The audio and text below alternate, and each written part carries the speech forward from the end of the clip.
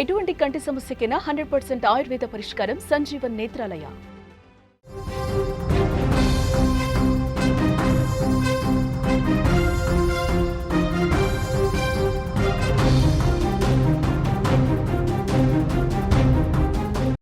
Samarlakota triple murder mystery almost all వీడినట్టే కనిపిస్తోంది. ఎందుకంటే ఇద్దరు వ్యక్తుల్ని పోలీసులు అదుపులోకి తీసుకున్నారు. అదుపులోకి తీసుకున్న ఇద్దరు వ్యక్తులు ఒకరు ఎవరైతే దారుణ హత్యకు గురైందో ఆవిడ భర్త అని తెలుస్తోంది.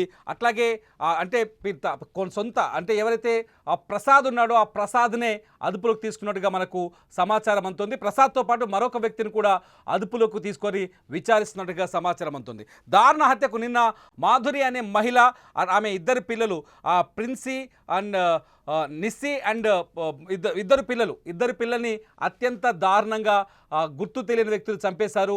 రాత్రి ఇంట్లోకి చొరబడిన దుండగులు వీళ్ళిద్దరిని తలపైన ఇనుపరాడుతో బాది ఆ తర్వాత ముగ్గురిని అంటే తల్లి మాధురితో పాటు ఇద్దరు పిల్లల్ని కూడా తలపైన బాది అత్యంత దారుణంగా చంపేశారు. ఈ మూడు హత్యలకి వెనుక ఎవరున్నారనేది పెద్ద మిస్టరీగా మారింది.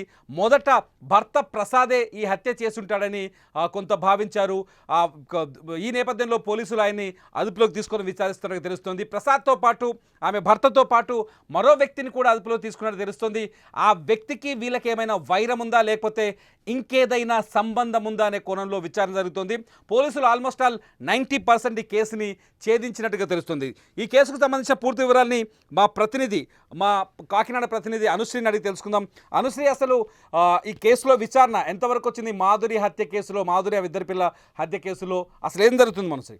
మొదటి నుంచి కూడా భర్తే హంతకుడనే కోణంలో పోలీసులు దర్యాప్తు చేస్తూ వచ్చారు. ధనుప్రసాద్ రాత్రంతా కూడా డ్యూటీలో ఉన్నాడని సూపర్వైజర్ కూడా పోలీసులకు సమాచారం ఇవ్వడంతో అసలైన నేరస్తుడి కోసం వేటైతే ప్రారంభించారు. ఈ నేపథ్యంలోనే సురేష్ అనే ఒక అతన్ని అదుపులోకి తీసుకున్నట్లుగా కూడా తెలుస్తోంది. కాకినాడ జిల్లా సామర్లకోటలో ఈ ముగ్గురు మర్డర్ కేసు ఏదైతే ఉందో ఈ కేసులో కీలకంగా మారిన సురేష్ ని పాలకొల్లు ప్రాంతంలో పోలీసులు పట్టుకున్నట్లుగా కూడా చెబుతున్నారు.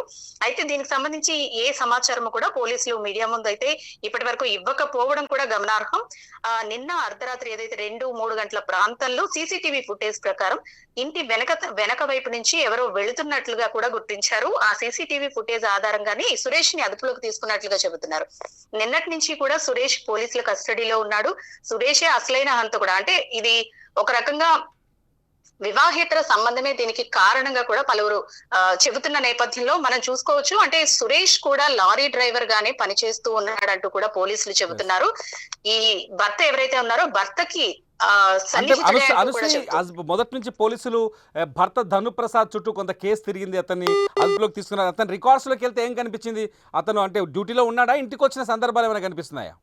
మధ్యలో ధనుప్రసాద్ అయితే నైట్ నుంచి కూడా నైట్ షిఫ్ట్ ఉండడంతో నైటే వెళ్ళిపోయాడు. నైట్ నుంచి కూడా తను ఉదయం వరకు కూడా షిఫ్ట్ లోనే ఉన్నాడంటూ కూడా యాజమాన్యం చెబుతుంది. ఆ కోణంలో కూడా పోలీసులు దర్యాప్తు చేస్తారు. అయితే ధనుప్రసాద్ రాత్రంతా డ్యూటీలోనే ఉన్నట్లు నిర్ధారించుకున్నారు. ఈ నేపథ్యంలోనే సీసీటీవీ ఫుటేజ్ కీలకంగా మారింది. రాత్రి ఎవరో వెనక వైపు నుంచి లోపలికి వెళ్ళడం, అలాగే 2-3 గంటల ప్రాంతంలో మళ్ళీ వెనక డోర్ నుంచి బయటకు రావడం కూడా ఆ సీసీటీవీ ఫుటేజ్ లో కనిపించింది. డాగ్ స్క్వాడ్ ని తీసుకొచ్చినప్పుడు కూడా ఆ డాగ్ స్క్వాడ్ కూడా ఎవరైతే ఈ సురేష్ తిరిగిన ప్రాంతం ఉందో అక్కడే టచ్ ఆడుతూ కూడా కనిపించింది. అయితే ఈ నేపథ్యంలోనే ఆ ఫోన్స్ అంటే ఇందులో ఫోన్లే కీలకంగా మారాయి. ఎవరైతే మృతురాలు ఉందో మృతురాలి ఉంగరాలతో పాటు 2 సెల్ ఫోన్లను కూడా ఈ సురేష్ తీసుకెళ్లిపోవడంతో ఈ సెల్ ఫోన్ ఆధారంగా సెల్ ఫోన్ నంబర్ ని ట్రేస్ చేసి ఎక్కడుందో కనిపెట్టి పాలకొల్లు ప్రాంతంలో ఈ సురేష్ ని అదుపులోకి తీసుకున్నట్లుగా కూడా స్వాధీనం చేసుకున్నారు ఇద్దరివి. సురేష్ దగ్గర ఉన్న 2 ఉంగరాలతో పాటు 2 సెల్ ఫోన్లు స్వాధీనం చేసుకున్నట్లుగా కూడా తెలుస్తోంది. ఈ సెల్ ఫోన్ ద్వారానే సురేష్ ని కూడా అదుపులోకి తీసుకున్నట్లుగా తెలుస్తుంది. Tirumala, right, thank you Anusri. ఇది సామర్లకోట హత్య కేసులో అత్యంత కీలకంగా మారిన మిస్టరీని సెల్ ఫోన్లు బయటపెట్టినట్టుగా తెలుస్తుంది. సెల్ ఫోన్లతో పాటు సీసీ కెమెరా ఫుటేజ్ మొత్తానికి కేసు మిస్టరీని ఛేదించే విధంగా చేసింది. ఎవరైతే దారుణ హత్యకు గురయ్యారో మాధురి, ఆమె ఇద్దరు పిల్లలు నిస్సి, ప్రిన్సీ, వీళ్ళిద్దరూ దారుణ హత్యకు గురయ్యారు. ఇంట్లో రాత్రి నిద్రిస్తుండగా శనివారం రాత్రి అంటే ఆదివారం తెల్లవారుజామున భర్త ధనుప్రసాద్ డ్యూటీ ముగించుకొని ఇంటికి వచ్చేలోపు ఇంటి డోరు తెరవలేదు. ఎంతకీ డోరు తెలియకపోవడం ఓపెన్ చేయకపోవడంతో గోడ దూకి అతను ఇంటి వెనక నుంచి వెళ్ళి చూస్తే ఇంటి వెనక డోరు తెరిచి ఉంది. ఆ లోపలికి వెళ్ళి చూస్తే తన భార్య మాధురితో పాటు తన ఇద్దరు కూతుళ్ళు రక్తపు మడుగులో కనిపించారు. వాళ్ళని చూసి బోరున విలిపిస్తూ ధనుప్రసాద్ ఏడుస్తున్న సీన్ కూడా మనం నిన్న నుంచి చూస్తున్నాం.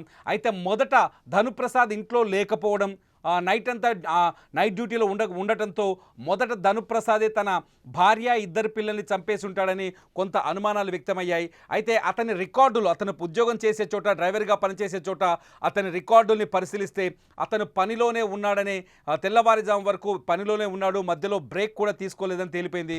దీంతో పోలీసులు ఏదైతే హత్యాస్థలానికి వచ్చి తరువుగా ఎంక్వైరీ చేస్తే ఎవరు మాధురికి సంబంధించిన 2 మొబైల్ ఫోన్లు, ఆమె చేతుకున్న 2 ఉంగరాలు కూడా కనిపించలేదు.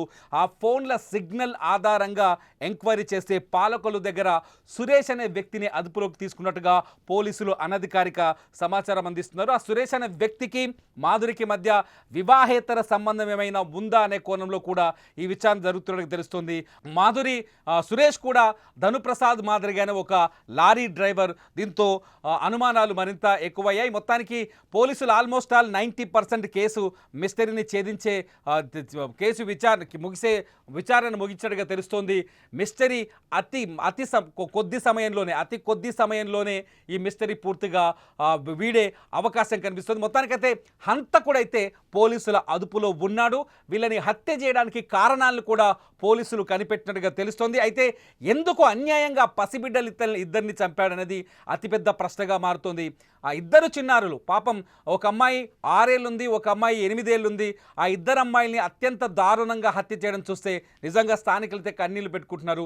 ఇది ఇప్పటివరకు మన కాకినాడ నుంచి అందుతున్న సమాచారం. సామర్లకోటలో అత్యంత దారుణ హత్యకు గురైన మాధురి, ఆమె ఇద్దరు పిల్లలు, ట్రిపుల్ మర్డర్ కేసు మిస్టరీ దాదాపు విడిపోయింది.